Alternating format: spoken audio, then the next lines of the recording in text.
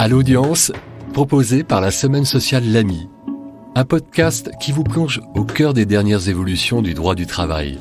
L'audience des conseils des prud'hommes, des parlementaires en audience, votre audience, vous les professionnels et les curieux en tout genre. Une actualité analysée par Françoise Champeau.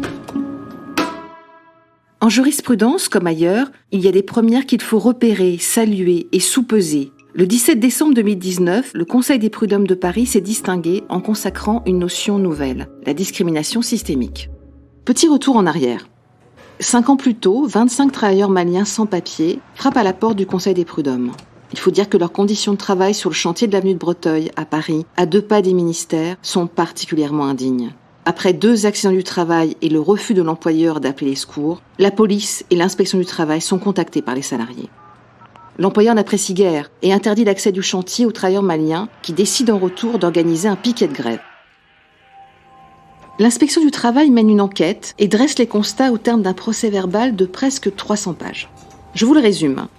Les travailleurs maliens sont cantonnés aux tâches de démolition les plus pénibles et les plus dangereuses. Les échafaudages sont défaillants. Les salariés sont parfois même obligés de monter sur des poubelles pour effectuer les travaux. Sans parler qu'ils ne portent pas les masques de sécurité obligatoires. Au total, c'est une vingtaine d'infractions qui sont constatées par l'inspection du travail. Ça n'a pas échappé au Conseil des prud'hommes qui condamne l'ensemble de ces manquements et consacre la discrimination raciale systémique, comme lui avait suggéré le défenseur des droits à l'audience. Arrêtons-nous un instant. De quoi cette notion est-elle le nom ? Sur ce chantier existait un véritable système pyramidal en fonction de l'origine de chacun. En bas de l'échelle, les Maliens, à l'encadrement, les salariés d'origine maghrébine. Les Maliens sont interchangeables, invisibles. Les responsables du chantier les appellent indifféremment les Mamadou. Le sociologue Nicolas Jounin, qui a consacré sa thèse aux travailleurs du bâtiment, a été cité comme témoin à la barre.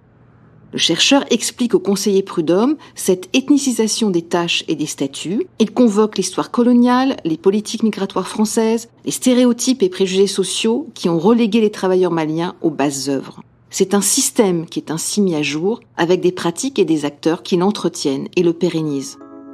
17 décembre 2019, 14h, clap de fin.